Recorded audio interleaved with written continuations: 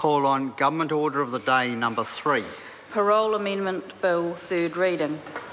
Mr Speaker. The Honourable Amy Adams. Mr Speaker, I move that the Parole Amendment Bill be now read a third time. The bill implements the Government's policy to reduce the number of unnecessary parole hearings where the offender has little prospect of release. It also includes a range of other measures to improve the efficiency and effectiveness of the parole system. Mr Speaker, there's general agreement that hearings where the offender has yet to address the reasons for their offending and continues to pose a risk to the community serves little purpose. They also cause unnecessary stress for victims for whom parole hearings can often be a significant cause of anxiety.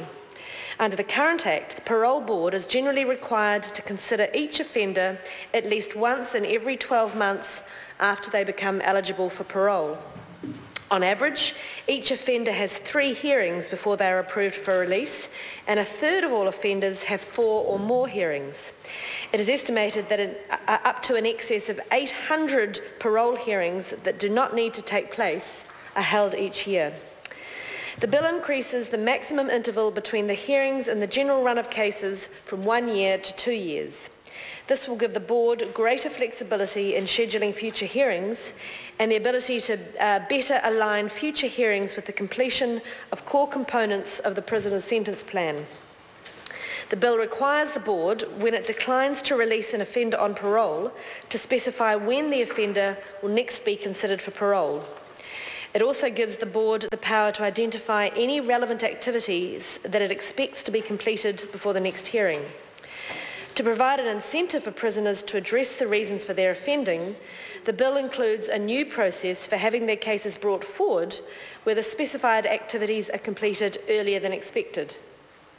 The bill also makes significant changes to the provisions relating to postponement orders.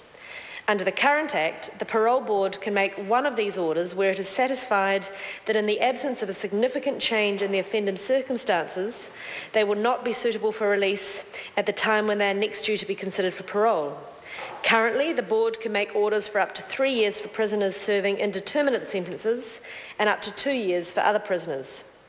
The increase in the maximum interval between hearings from 1 to 2 years in the normal run of cases will remove the need for postponement orders for prisoners serving sentences of less than 10 years.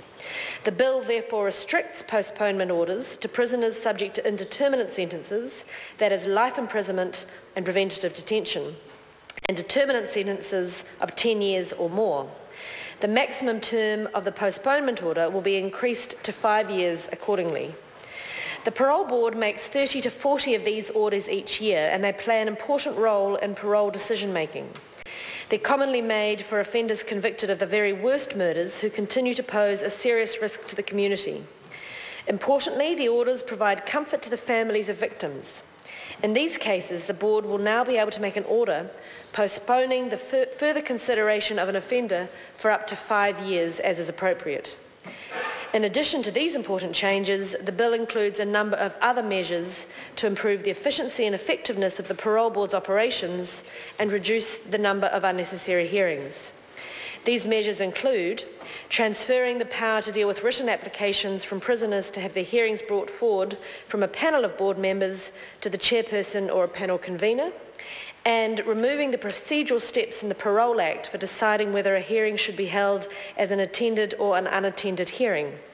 The bill takes a more practical approach of specifying the circumstances in which the Board can conduct an unattended hearing, although the prisoner will have the right to attend if they wish to do so.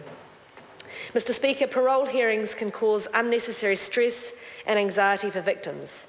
This bill is further demonstration of our commitment to put victims at the heart of our justice system. The measures outlined in the bill will better support victims by making significant improvements to the parole system, which performs an extremely important role in keeping our communities safe. Mr Speaker, I commend the bill to the House. The question is that the motion be agreed to. Jacinda Ardern. Mr